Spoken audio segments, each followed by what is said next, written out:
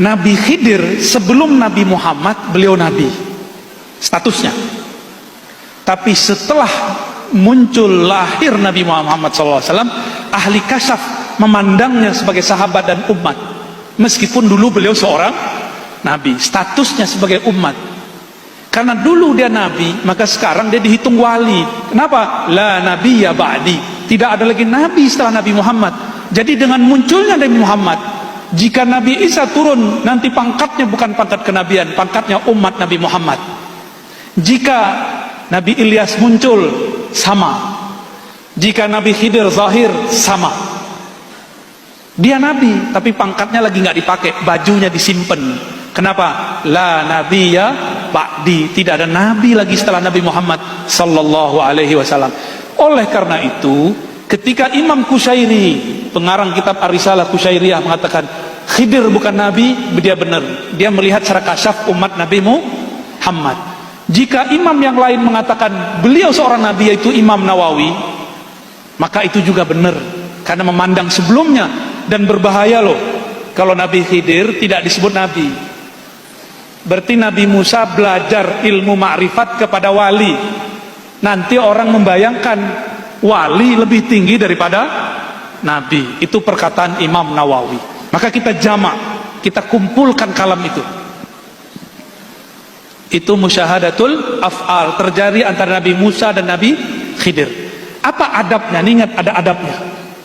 Orang yang sampai di makom ini adabnya tambah tinggi kepada Allah. Ketika Nabi Khidir ditanya, kenapa engkau bunuh anak kecil? Kenapa engkau rusak kapal? Nabi Khidir nggak bilang ini perintah Allah. Nggak. Dia cuma mengatakan apa? Itu bukan amri. Tidak menisbatkan langsung kepada Allah, juga tidak mengatakan dirinya. Itulah adab seorang arif billah yang kenal kepada Allah. Maka orang berhakikat, kalau dia beradab disebut arif, al-arif billah. Jika dia tidak beradab, maka dia disebut iblis atau bani iblis. Iblis itu hakikatnya tinggi. Salah satu kajian hakikat, kajian ontologis asal muasal. Apa kata iblis mendebat Allah? Khalaqtani min nar wa khalaqtahu min tin. Ini kan tinggi hakikatnya iblis. Ya Allah, engkau ciptakan aku dari api, sedangkan dia dari tanah. Asal muasal, ilmu anasir namanya. Hakikat iblis benar. Iblis nggak mau sujud kepada makhluk, benar nggak? Sujud hanya kepada engkau ya Allah. Berarti iblis ini terhijab. Dia nggak sampai kepada tauhid level 3 aja nggak nyampe. Nabi Adam itu tajalliyat asma Allah. Wa 'allama Adamal asma'a kullaha. Allah, kalau bahasa umumnya, Allah tajallikan asma'nya kepada Adam semuanya.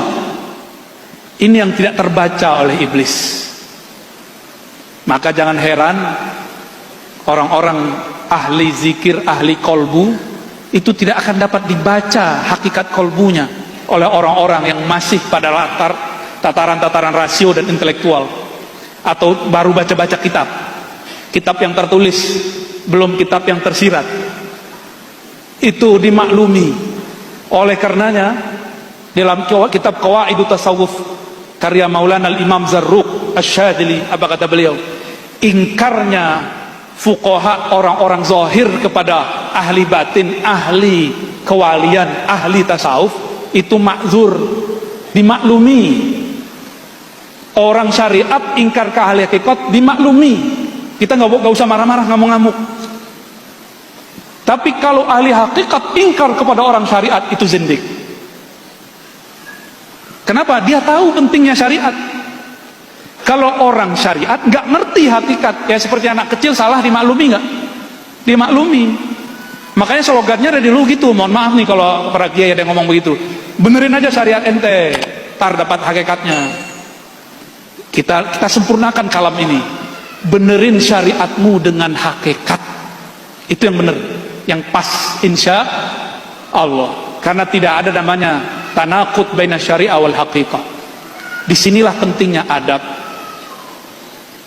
Sayyidina Al-Khadir Balia ibn Mulkan Abul Abbas alaihissalam tidak menyalahkan Allah.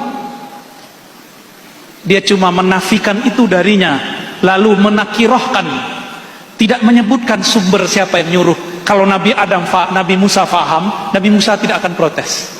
Ternyata Nabi Musa mulai faham. Karena Nabi Musa Allah berikan kepadanya tajalliyat zahir, Nabi Khidir Allah berikan kepadanya tajalliyat batin. Ini sama-sama nama Allah, ini zahir, ini batin. Sama-sama diuji.